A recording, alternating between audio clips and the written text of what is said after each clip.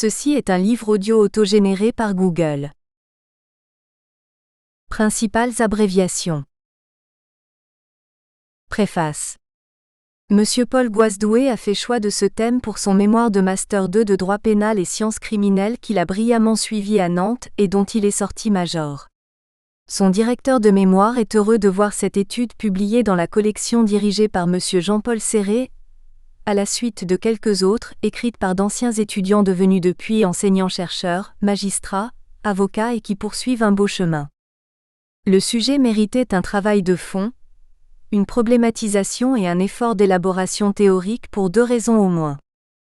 La première tient à ce que l'exigence d'impartialité a fait irruption dans le Code de procédure pénale et à propos du parquet, à la faveur d'un contexte bien particulier. Le pouvoir exécutif espérait en même temps introduire cette notion d'impartialité et procéder à une réforme constitutionnelle qui assurerait l'indépendance des magistrats du parquet en alignant leurs conditions de nomination et les procédures disciplinaires les concernant sur celles en vigueur pour le siège. La réforme constitutionnelle n'a pas abouti. L'impartialité du ministère public conservait-elle dans ce contexte un sens ? Quelle est précisément la nature du lien entre l'impartialité et l'indépendance ? La question restait ouverte. La seconde tient à la manière dont on procéda à cette introduction. La lecture des travaux parlementaires témoigne de grandes hésitations voire d'une grande confusion. Au point qu'on est en droit de se demander si référer ici aux intentions du législateur peut encore faire sens. Dans ce contexte difficile, reprendre la notion, tenter de la problématiser ne relève pas du luxe. C'est une nécessité, un devoir de la doctrine. Et comme nous n'avons pas été accablés depuis la loi du 25 juillet 2013 de travaux en ce sens, on peut remercier M. Paul Goasdoué de nous offrir là une contribution fort utile à la réflexion collective. L'enjeu est d'importance. Le ministère public français a connu depuis 2 décennies une importante mutation. Elle peut se résumer en quelques mots. Doté d'un pouvoir quasi-juridictionnel de proposition de sanctions et de peines dans les procédures de composition pénale et de CRPC, le parquet est en amont de l'orientation, concerné désormais par le principe directeur du contradictoire, comme par la nécessité d'enquêter à charge et à décharge. S'il demeure partie poursuivante, l'exercice des poursuites ne peut s'accommoder d'un parti pris. Magistrat, premier garant des libertés, le ministère public voit l'exigence d'impartialité surplomber d'une certaine façon ces diverses évolutions de ses fonctions et des conditions dans lesquelles il doit les remplir. Elle leur donne à certains égards un sens, une cohérence. Cette exigence d'impartialité réactive aussi le sens de la liberté de parole à l'audience et relance le débat sur la place de l'opportunité des poursuites. Mais pour autant rien n'est simple. Comment penser l'impartialité du ministère public devenu le co-constructeur de politiques pénales locales, lorsqu'il est étroitement associé à des politiques de sécurité qui peuvent être faillibles et donc à la source de préjudice supportés par des victimes d'infractions qui lui reprochent son inaction, sa négligence, son imprévision passée et donc sa situation de partialité dans le débat judiciaire qui se tiendra sur les fautes des uns et des autres à l'origine de leur préjudice ? Le sujet est enfin plus que jamais d'actualité, quand la réforme constitutionnelle autour du statut du parquet est relancée. L'articulation entre impartialité et indépendance va pouvoir être, on l'espère, enfin pensée à partir des pratiques. L'unité du corps de la magistrature prendra aussi une autre dimension, qui n'empêchera pas la diversité des fonctions. Ajoutons que le devoir explicite d'impartialité fait au ministère public colore autrement et de façon plus vive, sans doute ses obligations déontologiques, ce qui justifie pleinement l'alignement des procédures disciplinaires applicables au parquet sur celles du siège. M. Paul Goasdoué a mené une réflexion profonde sur ce sujet difficile et important. Elle mobilise l'histoire, elle témoigne d'un goût pour la réflexion théorique, mais également du souci de demeurer près des enjeux concrets de la pratique. Ces qualités intellectuelles manifestées ici peuvent tout aussi bien servir un projet professionnel futur qui serait tourné vers une pratique, consciente de ses devoirs ou vers la recherche, une recherche exigeante avec elle-même. À moins qu'il ne soit amené au cours de sa vie professionnelle à servir successivement ces deux faces d'une même passion pour la justice. Par expérience, c'est le grand bonheur que je peux lui souhaiter. Jean Danet, avocat honoraire, maître de conférences à l'Université de Nantes, membre du Conseil supérieur de la magistrature. Introduction. L'indépendance est un statut, l'impartialité une vertu. Or la vertu se trouve dans le juste milieu entre deux vices, donc l'impartialité se trouve dans un juste milieu, un équilibre.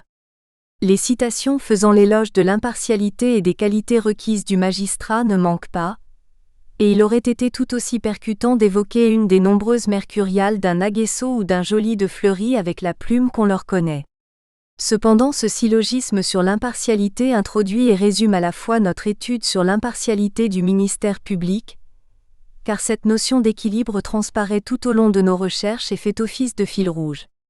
L'impartialité est un concept philosophique qui relève du sens commun et de l'évidence à tel point que très souvent ses contours ne sont plus justifiés, et les réflexions se perdent dans un cadre trop largement défini ou au contraire, et cela constitue l'écueil majeur à notre sens de l'étude traditionnelle de l'impartialité du ministère public, s'enferme dans une conception restrictive de l'impartialité.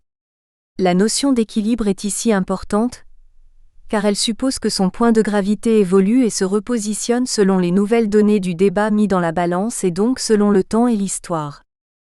En effet, la question de l'impartialité du ministère public nourrit les paradoxes et les contradictions, dont l'une d'entre elles, qui doit être la première traitée, est cette étonnante variation du traitement de l'impartialité malgré un concept relevant pourtant d'un absolu autrefois assimilé au divin. La dialectique et les incompatibilités gouvernent notre sujet, au point qu'il est nécessaire de marquer une première pause sur la notion même d'impartialité qui peut paraître comme un concept particulièrement fuyant. Puis, dans un second temps, il s'agira de bien comprendre la position historiquement ambivalente et insécurisante de l'institution du ministère public.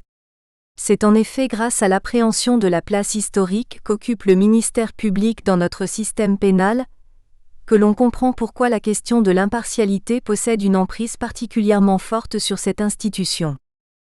Sur un plan strictement méthodologique, cette introduction aura pour objectif de faire ressortir les traits saillants du problème qui se pose s'agissant de l'impartialité du ministère public. Le corps du texte sera un moyen d'approfondir en revenant, de façon dynamique et point par point, sur ces questions fondamentales. Il convient donc de définir l'impartialité car, comme Confucius l'énonce dans les Analectes, chaque développement doit être fondé sur des termes clairement définis pour pouvoir être bien mené. Le concept d'impartialité est rappelé dans de nombreux textes internationaux. Ainsi, la Déclaration universelle des droits de l'homme dispose dans son article 10 « Toute personne a droit en pleine égalité à ce que sa cause soit entendue équitablement et publiquement par un tribunal indépendant et impartial qui décidera soit de ses droits et obligations, soit du bien fondé de toute accusation en matière pénale dirigée contre elle. » Pareillement, et ce texte fera l'objet d'une analyse poussée dans nos développements, l'article 6A1 de la Convention européenne de sauvegarde des droits de l'homme et des libertés fondamentales du 4 novembre 1950 garantit que toute personne a droit à ce que sa cause soit entendue équitablement, publiquement et dans un délai raisonnable, par un tribunal indépendant et impartial établi par la loi, qui décidera soit des contestations sur ses droits et obligations de caractère civil, soit du bien fondé de toute accusation en matière pénale dirigée contre elle. Les exemples textuels pourraient être multipliés, mais il n'en résulterait pas pour autant une définition claire et juridique de la notion d'impartialité. La doctrine s'accorde unanimement pour considérer une décision comme étant impartiale lorsque celle-ci a été rendue sans préjugement, à la suite d'une démarche intellectuelle rigoureuse de remise en cause, et en se fondant sur une connaissance exhaustive du dossier à traiter. Ainsi, le magistrat est impartial lorsqu'il parvient à considérer l'affaire d'une manière anonyme et à remettre en cause toute idée préconçue. L'image de la Thémis aux yeux bandés symbolise ici le magistrat dans sa difficile fonction de juger. Celui-ci doit se prononcer sur une affaire sans être intérieurement plus disposé en faveur d'une partie qu'envers l'autre. On est si porté à trouver bonne la cause de celui qu'on affectionne, on a tant de penchant à croire injuste ou coupable celui pour lequel on a de l'aversion. Le juge doit être très délicat et sonder parfaitement son cœur avant de donner son opinion dans une affaire. L'image d'un juge aveugle, à toute considération occulte ou étrangère au dossier, après une remise en cause de ces préjugés nous apparaît philosophiquement très accessible car elle touche à ce qui est de l'ordre du juste et de l'injuste. Toutefois, bien que très compréhensible, cet idéal absolu ne représente pas une traduction juridique claire. En ce sens, nous partageons l'analyse de Madame Sylvie Josserand sur la question de savoir si les garanties d'impartialité, c'est-à-dire la traduction juridique du concept d'impartialité, précède le principe philosophique d'impartialité ou si au contraire ce principe précède les garanties d'impartialité. La question est majeure pour le raisonnement car dans le premier cas, cela impliquerait une pluralité de définitions de l'impartialité. Pour le second cas, l'impartialité serait considérée comme un absolu universel et donc la différence des garanties ne fait alors qu'exprimer la multiplicité des approches législatives dans la recherche des moyens d'atteindre un objectif uni. Cette deuxième approche emporte notre conviction tant la notion d'impartialité semble relever d'un principe fondamental qui donne du sens à l'ensemble des autres garanties. L'impartialité doit donc être comprise comme un principe cardinal et intangible de la procédure pénale, dont la multiplicité des traductions juridiques varie selon le temps et le système choisi. Le poids et la valeur accordés à ces différentes garanties sont donc relatifs et contingents, par opposition à l'idéal d'absolu du principe. Plus encore, c'est ce rapport principe-garantie qui donne du sens concret à ces garanties et aux règles contraignantes. En effet, comme Serral Desforges l'écrit en 1838, en l'absence d'impartialité, toutes les autres recommandations de la sagesse se perdraient dans le vide. Sans elle, la justice serait une désolante déception et nous ne serions que des êtres souvent malfaisants, déshonorant avec plus ou moins d'impunité le ministère le plus respectable. On le voit, l'ensemble des garanties du procès équitable, principe de publicité, principe du contradictoire, droit de recours, se perdraient dans le vide, autrement dit n'auraient plus d'effectivité et d'ancrage sans cette finalité de garantir l'impartialité. En cela, le principe d'impartialité précède les garanties. Ce détour théorique sur la distinction entre le principe et ses garanties est fondamental pour comprendre la discussion sur l'impartialité du ministère public, et plus particulièrement les difficultés que ce débat, car il s'agit d'un débat, soulève. En effet, cette démonstration de la relativité des garanties d'impartialité implique plusieurs conséquences. Tout d'abord, l'absolu étant inatteignable, le degré d'impartialité se fixe nécessairement sur une échelle d'exigence dont chaque état place le curseur. De plus, le poids accordé aux garanties d'impartialité variant selon chaque système juridique, il s'agit bien de trouver un équilibre entre les différentes garanties d'impartialité qui peuvent d'ailleurs parfois être en concurrence voire en contradiction. Enfin, et il s'agit ici du danger principal que nous tenterons de mettre en évidence, il faut se garder de confondre le principe d'impartialité avec les garanties d'impartialité, principalement la garantie d'indépendance, au risque, d'une part de dénaturer le principe et d'autre part d'occulter les autres garanties d'impartialité et partant, un pan entier de notre système pénal avec pour conclusion finale mais erronée, la partialité du magistrat concerné. La confusion entre garantie d'impartialité et principe d'impartialité est fréquente, pour ne pas dire, malheureusement systématique. La confusion entre l'indépendance et l'impartialité occupera dans nos développements une large part car elle permet, et nous le démontrerons, d'expliquer en partie les troubles que subit le ministère public lorsqu'il est qualifié de partie à la procédure, sous-entendu partie partiale. Il faut donc l'affirmer, l'impartialité du juge n'est pas la réalisation de son indépendance. En sus, il convient de préciser les différences entre l'impartialité et certaines notions comme la loi ou l'équité. En effet, l'impartialité d'une décision est avant toute chose une démarche intellectuelle dans l'application de la loi, et cela même si cette loi est partiale. Des lois qui s'intègrent dans une politique criminelle partisane, ou lorsqu'elles n'ont été le plus souvent que l'instrument des passions d'un petit nombre, n'en restent pas moins applicables d'une manière impartiale et il incombe au magistrat une obligation d'appliquer la norme. C'est précisément en cas de refus d'appliquer la loi, autrement dit, de déni de justice, que le magistrat céderait à l'équité. En ce sens, l'équité est source d'arbitraire, or l'arbitraire est le degré dernier de la partialité. Merlin concluait d'ailleurs que, sous prétexte de considérer l'équité, on peut ouvrir la porte à une infinité d'abus que la rigueur de la loi aurait été seule capable de prévenir. Préciser cette distinction entre l'impartialité et l'équité n'est pas inutile car la confusion persiste encore notamment lorsqu'un procureur envisage son rôle comme un moyen de résorber les inégalités sociales, une fonction que les procureurs du roi avaient pris d'ailleurs pour charge.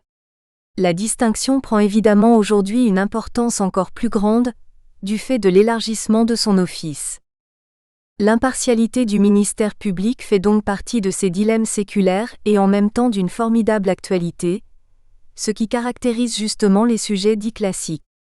Cependant, depuis bientôt 2 siècles, à savoir lors de l'instauration du ministère public moderne, faisant suite au Code d'instruction criminelle de 1808, une dialectique s'est installée. Une contradiction qui tiraille l'identité du parquet, et qui découle de l'inconciliable ambivalence du ministère public en tant que magistrat poursuivant et subordonné du pouvoir exécutif. Cette polémique sur le statut du parquet, réactualisée par la jurisprudence de la Cour européenne des droits de l'homme, arrêt Medvedev C. France du 10 juillet 2008 et arrêt Moulin C. France du 23 novembre 2010, interroge cependant sur la réelle prise en compte de la Cour de l'ensemble des données du débat. L'étude de la jurisprudence européenne laisse entendre que l'interprétation de ce que doit être un tribunal impartial s'inscrit dans une lecture traditionnelle des garanties d'impartialité. Une lecture traditionnelle qui est aujourd'hui désuète et qui doit être repensée, ou à tout le moins, réévaluée, en accord avec l'évolution de notre système pénal. Déjà en 1982, la Cour européenne des droits de l'homme interprétait la notion de tribunal impartial, en recherchant si tel tribunal offrait des garanties suffisantes pour exclure tout doute légitime. Les termes garanties suffisantes sont intéressants et confortent notre analyse sur la distinction entre le principe d'impartialité et ses garanties. Le pluriel employé nous montre que celles-ci sont diversifiées. De plus, le terme suffisant appuie cette idée d'échelle et de degré d'impartialité. De ce fait, plusieurs conséquences logiques peuvent découler de cette formule. D'une part, puisqu'il existe une interprétation et une échelle de degrés, plusieurs appréciations peuvent être données à la suffisance ou non de ces garanties. La discussion est donc permise et ouverte sur ce point. Ceci explique les divergences et les prises de position fluctuantes entre la juridiction internationale et nos juridictions nationales. D'autre part, il y aura évidemment une rigueur différente dans l'exigence d'impartialité entre le procureur et le juge en ce que la fonction diffère. Très classiquement, l'un mettra en mouvement l'action publique, l'autre se prononcera sur la culpabilité de la personne poursuivie. Ainsi, à l'instar de l'œuvre prétorienne du Conseil constitutionnel relative à la théorie de la graduation symétrique du niveau de contrainte et des degrés d'indépendance, selon laquelle l'indépendance statutaire ne doit pas être comprise comme monolithique mais plutôt comme proportionnelle aux exigences constitutionnelles de la fonction. L'exigence d'impartialité et le curseur à placer dans l'échelle des garanties doivent être proportionnels à la fonction du ministère public. Précisément, et nous reviendrons sur ce point majeur, la jurisprudence de la Cour européenne des droits de l'homme semble se focaliser sur une garantie bien précise que nous qualifierons d'organisationnelle, à savoir la séparation des fonctions judiciaires, enquête, poursuite, instruction, jugement, et la séparation organique, lien entre le ministère public et le pouvoir exécutif. La garantie séparatiste occupe une place et un point important dans l'appréciation des garanties suffisantes de la Cour européenne des droits de l'homme. Un poids si conséquent que l'on peut se demander si le pluriel employé dans les mots « garantie suffisante » ne pourrait pas être remplacé par le singulier « garantie suffisante », ce qui marquerait définitivement l'amalgame entre indépendance et impartialité. On en revient ici plus que jamais à l'importance de la définition des termes du débat. En ce sens, nous rejoignons entièrement l'approche de Mr. Damien Roets lorsque celui-ci s'interroge. Les règles de procédure pénale stricto sensu celles qui ont trait à la bonne marche du procès, au processus répressif n'intégreraient-elles pas l'exigence d'impartialité ? Ce serait une erreur de le croire. En réalité, la diffusion du principe d'impartialité est en la matière plus importante qu'on ne le conçoit ordinairement. De nombreuses garanties procédurales sont pénétrées par le principe d'impartialité. Or, cette diffusion semble circonscrite par la Cour européenne des droits de l'homme à une question essentiellement objective, et sa conception transparaît assez largement dans sa jurisprudence au grand détriment de notre ministère public à la française. La Cour européenne des droits de l'homme, lors de son appréciation de l'impartialité dite fonctionnelle, définie comme celle qui s'apprécie sans tenir compte du comportement du juge, de ses convictions, au regard du seul exercice de ses fonctions, est toujours restée dans une approche, directement ou indirectement objective, et donc à la faveur de l'intéressé car les règles de preuve sont plus favorables. Dans une première approche, strictement objective, la Cour européenne estimait que la violation du principe de séparation des fonctions judiciaires équivalait à la partialité du juge. Il en est ainsi lorsqu'elle réaffirme l'intérêt d'une apparence d'impartialité. Il y va de la confiance que les tribunaux dans une société démocratique doivent aux justiciables, à commencer aux prévenus. Il s'agit ici d'une application rigoureuse de cet adage anglais « Justice must not only be done, it must also be seen to be done », où l'apparence de bonne administration de la justice justifie des incompatibilités.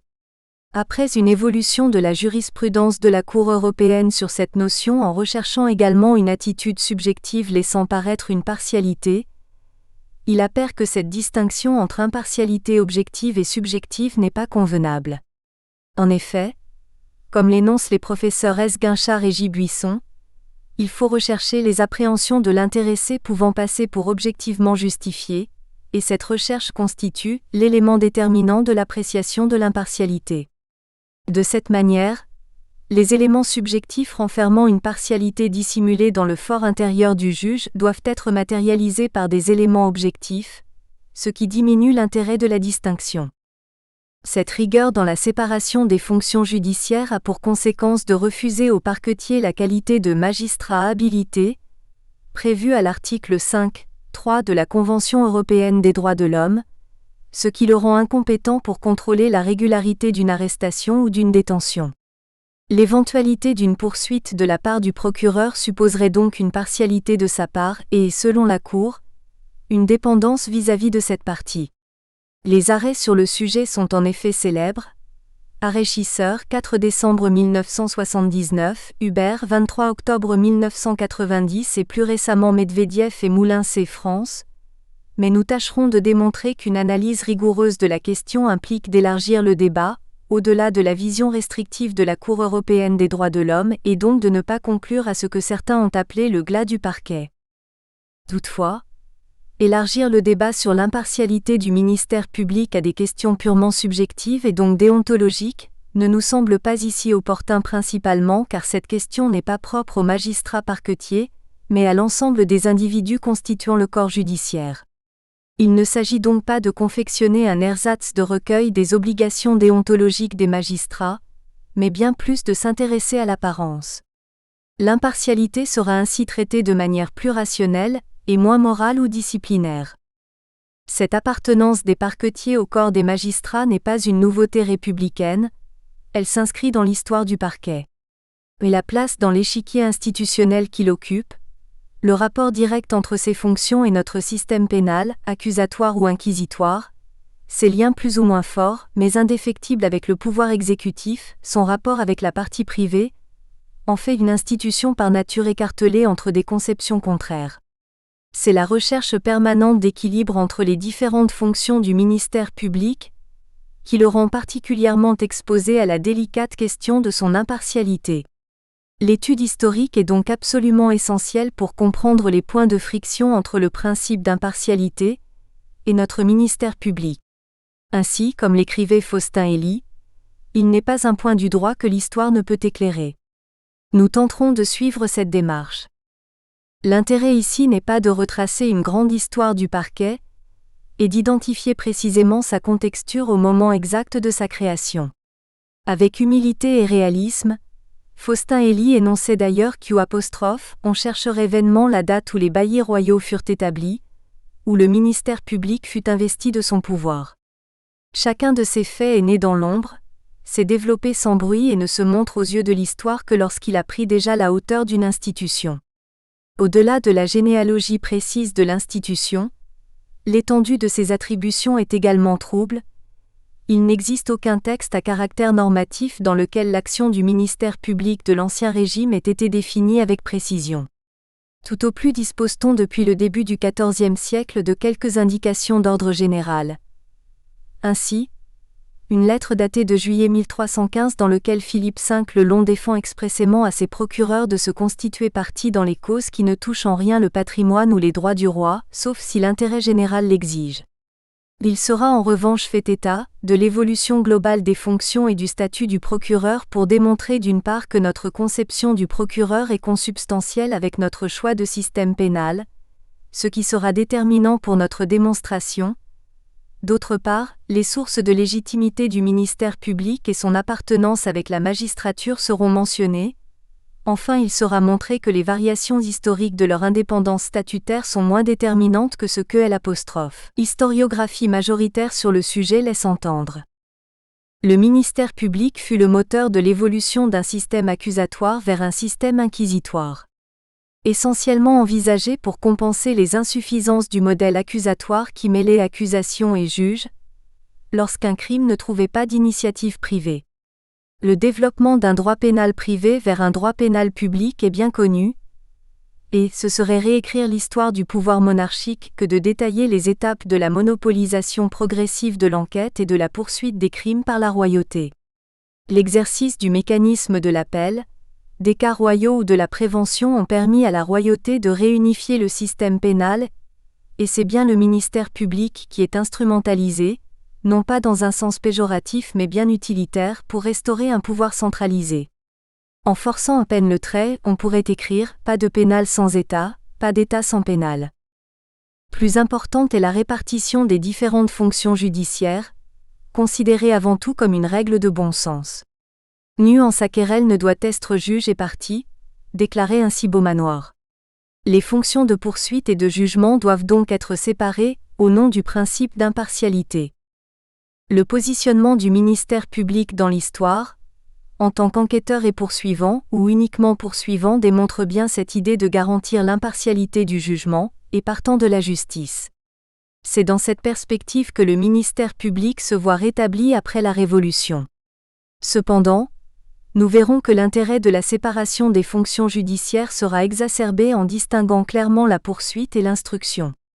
Le ministère public a donc pour fonction de garantir l'impartialité de la justice, mais celui-ci n'est pas soumis à cette exigence. En somme, le ministère public est maintenu car il figure l'un des acteurs de cette séparation des fonctions judiciaires dont dépend l'impartialité de la justice. L'institution n'est pas encore reconduite au nom de l'impartialité des poursuites, mais parce qu'elle participe de l'impartialité de la justice. La conception du ministère public est donc fonction de notre modèle pénal, cependant, il ne faut pas croire que leur qualité d'instrument pour servir l'impartialité de la justice fait du parquet une institution très différente de celle des juges. Leur qualité de magistrat a toujours existé, et c'est là qu'apparaît l'ambiguïté de la fonction car malgré ses liens avec le pouvoir exécutif, le parquet s'est toujours extrait de la simple représentation, monarque ou gouvernement, pour se hisser au rang de défenseur de principes plus élevés et moins soumis aux contingences politiques. Pour expliciter ce premier visage de magistrat parquetier, revenons ici à la distinction élémentaire entre l'office délégué et l'office substitué.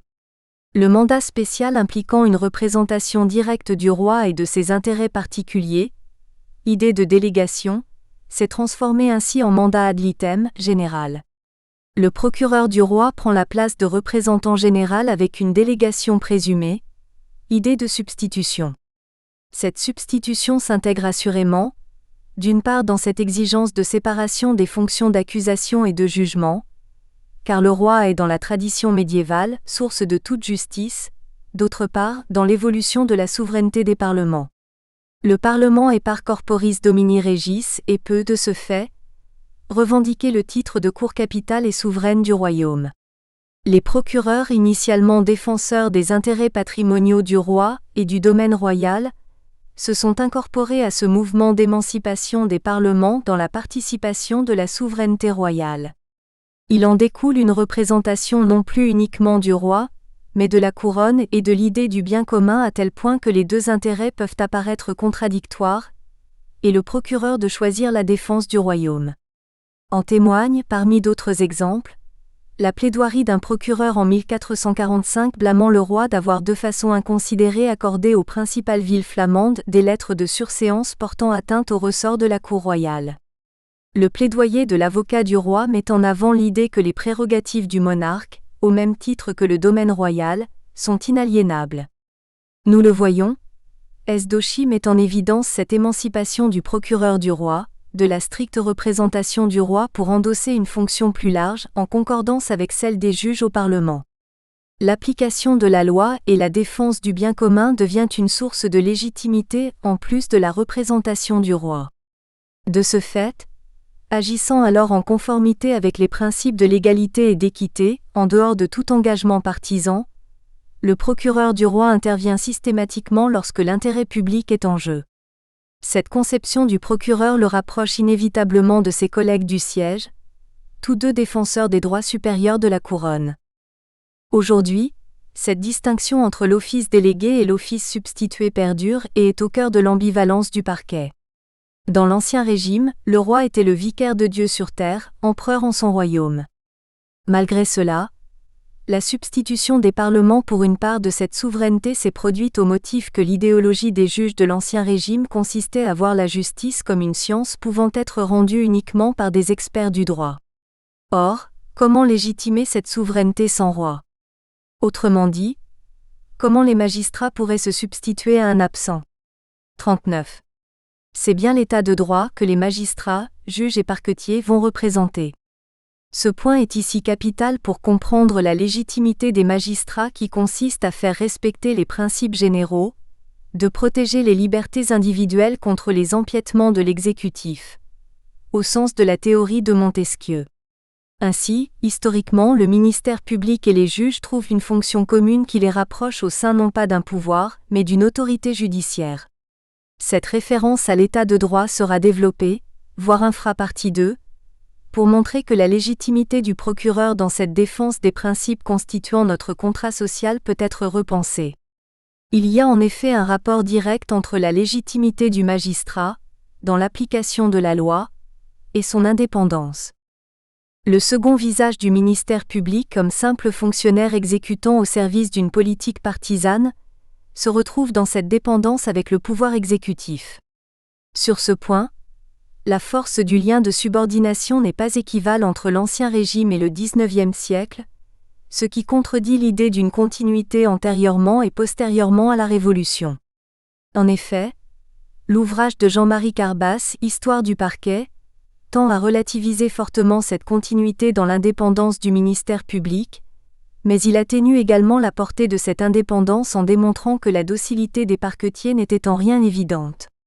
Cette œuvre de recherche conforte notre idée selon laquelle malgré une dépendance plus forte au cours du XIXe siècle, et une nouvelle fonction politique, le parquet ne s'est pas pour autant transformé en fonctionnaire discipliné, ce qui est à contre-courant de l'idée classique que l'on se fait du ministère public à cette époque. L'hypothèse est simple, si la faiblesse du statut des parquetiers au XIXe n'a pas impliqué une soumission outrancière, l'intérêt du statut doit être nuancé. De la sorte, pour une historiographie majoritaire, l'histoire du parquet depuis 3 siècles est celle d'un développement à peu près linéaire sur lequel les bouleversements politiques, y compris la parenthèse révolutionnaire, n'auraient eu presque aucun effet. Mais il s'agit d'une approche sommaire, dont un examen un peu plus poussé montre rapidement les limites. L'année de publication de l'ouvrage, 2000, est intéressante car postérieure, parfois contemporaine, notamment pour l'ouvrage de M. Éric Mathias, aux nombreuses thèses sur le sujet, ce qui apporte un éclairage nouveau dont il faut se saisir. L'indépendance statutaire est donc certes primordiale, mais il semble que celle-ci ne doit pas être considérée comme le seul et unique moyen de parvenir à l'impartialité du ministère public. Ceci vient relativiser, après les progrès en la matière, l'importance d'une réforme strictement statutaire que de nombreux auteurs et professionnels appellent de leurs vœux. L'indépendance du parquet sous l'Ancien Régime était en effet mieux garantie par un système d'office et de charges vénales. Cependant, après une dizaine d'années de troubles et de démembrement de l'action publique, la loi du 7 Pluviose en 9 clôt le débat sur le statut du ministère public en le transformant en véritable instrument du gouvernement. Thiessé, tribun bonapartiste, concluait lors des débats, « Le peuple français a voulu que le ministère public fût désormais une agence du gouvernement. Il ne nous est plus permis, je ne dis pas de décider, mais d'examiner s'il doit en être indépendant. Cependant, Malgré cette subordination résolument souhaitée et appliquée par la majorité parlementaire de l'époque, le ministère public ne fut pas exclusivement cet homme du gouvernement. Certes, le parquet agit, mais son ombre, si elle est droite, n'est pas forcément courbée devant les volontés du pouvoir. Les exemples de résistance sont légion. On citera évidemment les démissions solidaires et contestataires de 1880 en réponse à la Grande Purge lors de l'arrivée aux responsabilités des républicains. Ces démissions n'étaient pas uniquement le fait d'anciens bonapartistes ou catholiques, mais bel et bien de bons républicains, choqués par les voies de fait auxquelles avaient donné lieu les arrêtés d'expulsion des congrégations religieuses. De plus, en tant que véritable organe public et censeur des mœurs, les procureurs généraux n'étaient pas simplement confinés dans une fonction judiciaire mais ils appréciaient les phénomènes politiques et intellectuels en mouvement. Plus que de simples exécutants, les procureurs généraux les plus intègres commentaient de manière critique certaines directives du garde des Sceaux relatives à des affaires précises. Ainsi, en réponse à une demande répressive du garde des Sceaux suite à l'assassinat du duc de Berry en février 1820, le chef du parquet de Douai réagit posément. Il m'a paru que dans les départements tranquilles et entièrement dévoués au roi et à la dynastie légitime comme sont ceux de notre ressort, il fallait prendre garde d'aigrir les esprits par des peines sévères et trop multipliées. En un mot, l'étude de l'histoire du ministère public, part pauvre de l'historiographie selon Jean-Pierre Royer, se révèle particulièrement intéressante pour nos recherches sur l'impartialité du parquet. Cette institution a dû supporter, plus que d'autres nous semble-t-il, le symbole de l'idéologie révolutionnaire d'une séparation stricte des pouvoirs, et cela dans l'excès que l'on connaît. L'idée majeure d'une limitation de l'arbitraire par la séparation des pouvoirs se retrouve dans chaque prérogative du ministère public. Dépendance envers le gouvernement au détriment de son caractère de magistrat, séparation des poursuites et de l'instruction au nom de l'impartialité de la justice, l'idéologie séparatiste semble bien être au cœur des garanties. Le professeur Jean Pradel voit aussi l'analogie entre principes judiciaires et sciences politiques lorsqu'il synthétise. La séparation des fonctions est à la procédure pénale ce que la séparation des pouvoirs législatifs, exécutifs et judiciaires est au droit public. Toutefois, malgré ce culte de la séparation, cette garantie est surestimée. Les études se sont succédé sur la question de l'impartialité du ministère public. La commission Dondieu de Varbre en 1949, M.L. Rassa, Delmas Marty en 1991, Pierre Truche en 1997, Jean-Louis Nadal en 2013, Jacques Baume en 2014, toutes ont apporté leur pierre à l'édifice d'un ministère public embrassant leur qualité de magistrat. Malgré les efforts de conceptualisation, de réformes statutaires et de procédures pénales pour répondre à cette crise identitaire du ministère public, la suspicion persiste.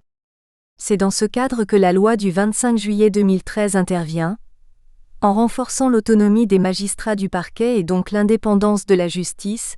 Ce projet de loi est de nature à renforcer la confiance des citoyens dans l'institution judiciaire.